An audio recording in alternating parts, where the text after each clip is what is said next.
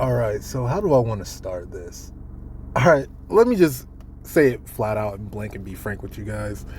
By the way, welcome to the channel if you've never been here before. Sometimes people are stupid, and especially when it comes to this culture war stuff, like people tend to overstretch and overreach every tiny little thing. They overreact to everything. Like, I get it. Like, if you do absolutely nothing to a movie and just swap the race of the character, sure, you can say that's race swapping. But I don't know why this person, YellowFlash, just stretched so hard on the Miles Morales Spider-Verse sequel. Like, the first movie and the second movie, if you took the time to watch them, showed that, number one, it's an in-metaverse thing that Miles Morales is not a proper Spider-Man. He's not a real Spider-Man. He's not supposed to exist in the first place. Like, they even explore that throughout the entire movie. Number two, they're not trying to replace Peter Parker. Peter Parker is in the movie. Like, matter of fact, the fact that Miles Morales is not Peter Parker is the main freaking problem of the second movie. And almost the first movie as well. But the first movie is more dealing with him coming of age.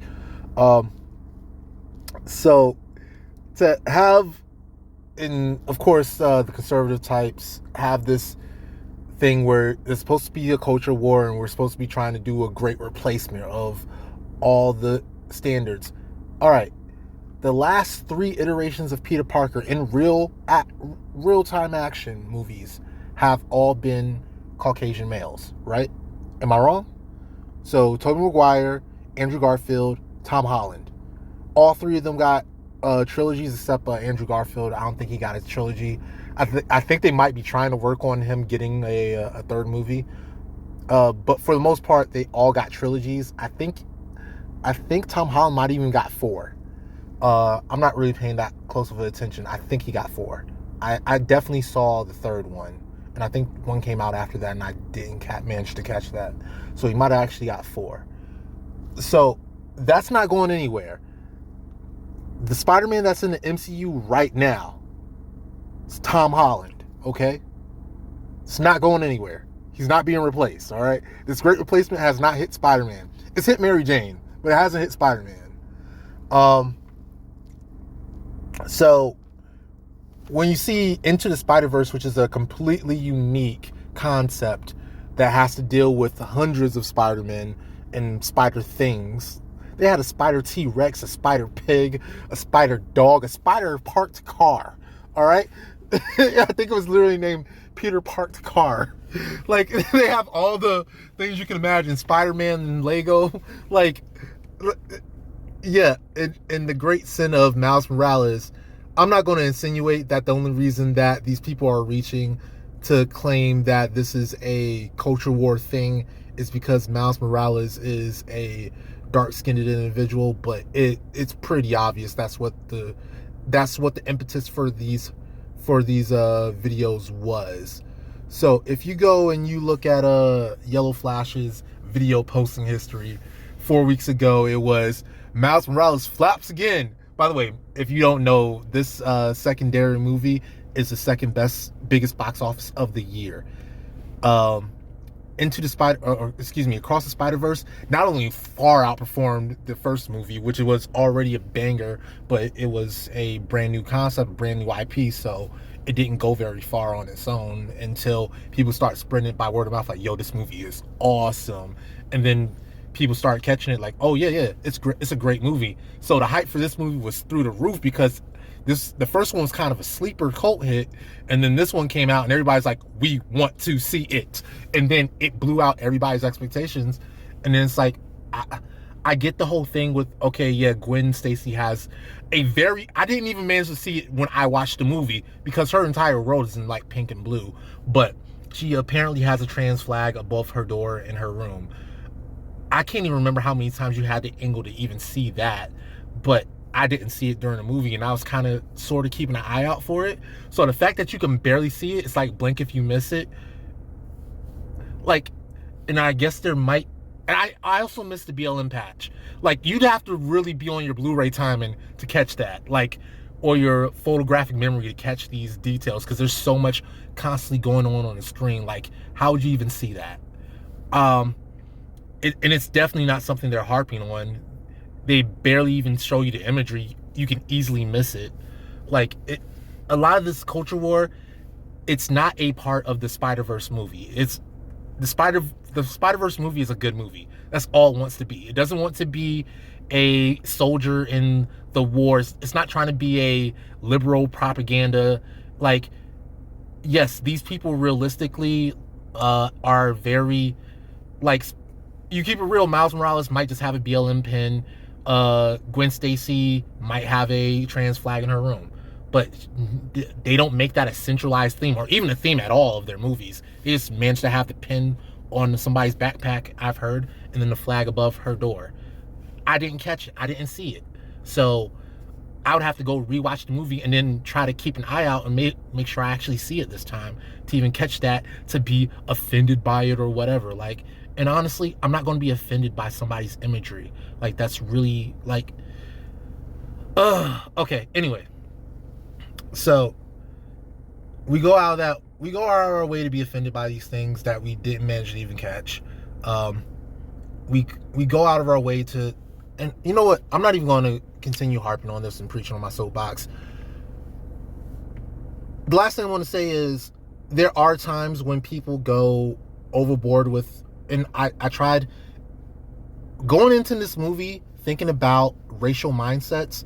Like, I had to go into this movie myself thinking about people like YellowFlash and other, let's keep it real, the Republican half the country, and how they're going to receive this type of movie.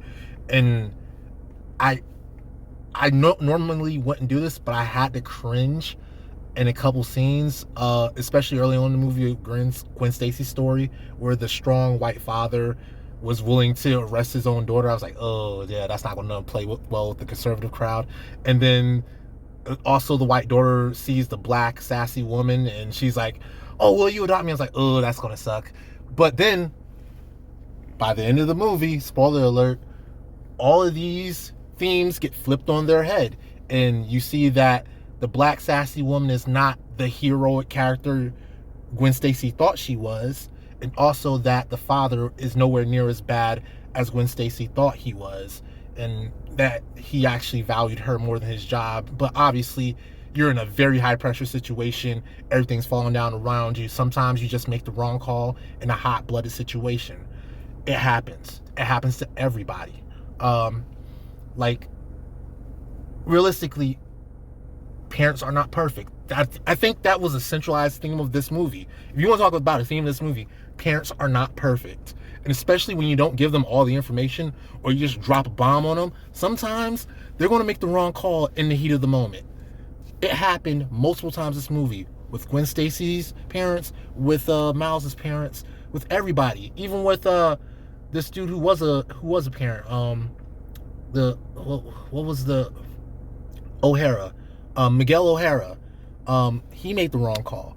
So I would advise anybody who's going to see the movie, do not go into it with a racial mindset. Just go in with a clean slate. Don't go into it worrying about how other people are going to receive it. Just go into it with your own mindset. Just think about, they're all just characters. It's not like, unfortunately I have to bring this up. Magic the Gathering recently, they dropped, what did they drop? They dropped the Lord of the Rings expansion, which is, quite honestly, the worst expansion, just thematically, in art style, because it is the great replacement agenda. I'm going to say it. Like, they really did the culture war, the great replacement agenda, all that. That's in that Lord of the Rings expansion. I'm going to say it. Like, that's 100% true in that expansion. All the good characters are black, and with the exception of the one white woman who was married to a black guy. Like, yeah, there's really some type of subliminal messaging going on with that particular expansion. All the evil characters are, of course, white. But this is not that. Spider-Verse is not Little Mermaid 2023. It's not Lord of the Rings Magic the Gathering expansion. It's not a part of this culture war. It's just a movie. The characters are just characters. There's good black characters and bad black characters, and they might be different from 1 hour to the next. By the way, the character you think is a good character might be a bad character. The character you think is an op might be your homie. You don't know until the end of the movie where everybody's going to fall. Spoiler alert, you just do not know until the end of the movie exactly where everybody falls on the protagonist to antagonist continuum. And it goes for all races. There's good white people, bad white people, good Spanish people, bad Spanish people. Like, it's all around the place. So don't make any, let me say this, don't go into this with a racial mindset. The characters are literally just characters, regardless of their background. That's all they are. They're just characters. All right. When you go into Spider-Verse, they're just characters. You don't have to think of it as this, oh, they're trying to replace Peter Parker with a black guy. There's a billion Peter Parkers in this movie. And there's one very important Peter Parker in this movie, and he's still very important. He's very positively portrayed. He's actually managed to, spoiler alert, he's actually managed to have a family, etc., etc. Like, things are going well. He's having a white family with a white woman, and it's a loving family, and they're acting responsible, and he's not a doofus. Like, it's a good thing, all right? So don't go into this thinking about all these different culture war terminologies. Like, it's none of that. It's just a good movie. Just go into it appreciating the movie, and you'll have a better time. I promise you'll enjoy the movie. Well, I can't promise you'll enjoy the movie, but it's a good movie. Period. Dot. Okay, so that said, this is a video. These are the comments from a video that YellowFlash posted like 4 weeks ago, and he was predicting that this movie was going to flop. I don't know why. Apparently he didn't see the first one, or I don't get it. But after the fact, like 2 weeks later or 3 weeks later, he tries to get on the side of the Spider-Verse movie and say, well, look, Spider-Verse is dominating Little Mermaid, and no, like you were preying on this movie's downfall, and now you're trying to reverse, like you're trying to grift to the other side and say, hey, no, I was always behind this movie. No, you weren't. You were trying to portray this movie as some type of super get woke, go broke process, and it's none of that. It's not woke or anything. It's just an action movie. I would say Little Mermaid's quite a bit woke just because it is a straight way swap. Like, it's not a new character, it's not a new plan, it's not a brand new story or anything. It's just literally they took Ariel, they painted her black, and they put her live action and called it go ahead, go. And that was all there was to Little Mermaid. Whereas the central theme of Miles Morales has nothing to do with race. It's everything to do with people being like in different dimensions and canon and stuff like that. So it's much more of it has actual real things going on in Miles Morales, whereas Little Mermaid is just, yeah, it just looks like they painted it over with a black girl. But all that to say,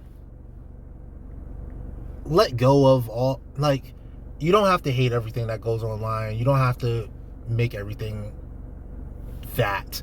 Like, if it's not for you, it's not for you.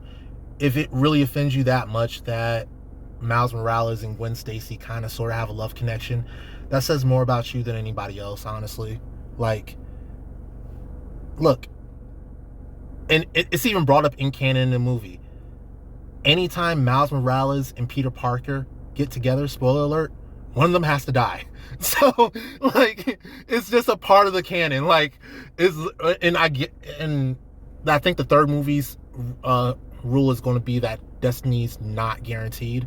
Like, I'm just guessing that. I don't know. It's not going to come out until April of next year or May of next year. But I'm guessing that's going to be the theme of the third movie, is that destiny is not guaranteed, because the theme of this movie is that destiny is hard. Like, if you screw it destiny, if you screw it canon, the entire universe will explode. We saw it happen twice in this movie. Spoiler alert. And I think the third movie is going to turn that on its head. But so far, Gwen Stacy goes out of her way to tell us that, hey, every universe Gwen Stacy falls for Spider-Man, it doesn't end well. Pretty much alluding to the fact that either Spider-Man died in her universe, or Peter Parker died in her universe, or she died in all the other universes. So I don't know if it's specifically Peter Parker and Gwen Stacy, or if it's Spider-Man and Gwen Stacy. But in any case, Gwen Stacy always takes an L.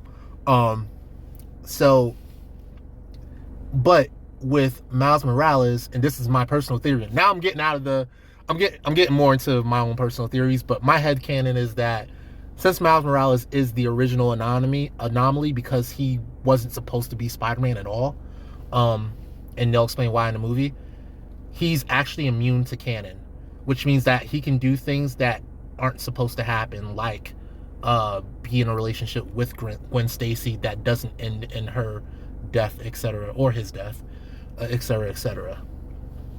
But I'm just going to read some of these comments because this is funny to me. My personal comment, the one that I wrote under my old screen name. Yep, actually that's just my ad. Oof, Eld badly here. Should have watched the movie or read some reviews before jumping off the cliff. And here's the thing. You should have watched the movie or read some reviews before you jumped off that cliff. You should have. Like, at least let somebody else watch the movie and then get a detailed scope of what it is before you go saying how bad it's going to be, how woke it is. Like, not everything that contains... Alright. Not every superhero movie that has a kind of archetypal superhero. So let's say Miles Morales is probably the best example. I'm trying to think of another example that's similar to him. The Green Lantern. John. I forgot his full name. Frick. I wish I was a slightly bigger comic book nerd. But the Black Green Lantern, right? So I think they're both named John, actually. I'm not a big enough Green Lantern nerd for this, man. I am not. Alright, so the best Green Lantern, right, is the white one, because he can become the literal White Lantern by combining all the other colors and all these other things. Whereas the Black Green Lantern, not the Black Lantern, but he's actually just a black guy who happens to be a Green Lantern.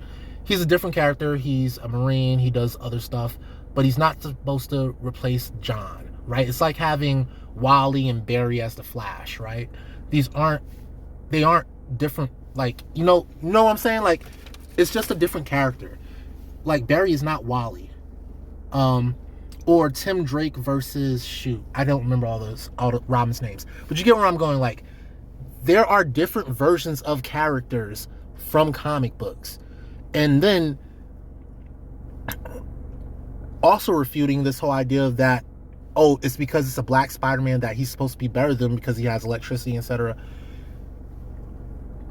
The whole way Miles Morales' power set works is that he is weaker than Peter Parker. Period. Dot. He is not... His spider sense isn't as strong as Peter Parker's. Okay, let me put it this way. Let me turn that on its head. Peter Parker is the strongest Spider-Man. Just like the OG Green Lantern is the strongest Green Lantern, Peter Parker is the strongest Spider-Man. He has the highest strength, the highest speed, the best spider sense. Like, all the core powers of Spider-Man, it's like Peter Parker has maxed out base stats, basically. Like, he's got all the groundwork. Miles Morales is like a much weaker version of that. He's nowhere near as strong as Peter Parker, but he's a specialist. That's where he gets his Venom Strike from. That's where he gets his invisibility from, because it's what allows him to kind of sort of be serviceable as a Spider-Man, despite not being as physically fit as a Peter Parker is. This aged insanely bad by Kringis Khan. Just finished watching it and it's phenomenal. Story and stakes, agree. Yep. And then here, Little Mermaid destroyed in crazy new twist. Spider-Man breaks records. I mean, come on, man. Like, yes, you are allowed to change your mind with new information, but you should at least let some things, get some better information to start with. That's what I would say. Get good information to start with and then make your mind up. That's all. Peace.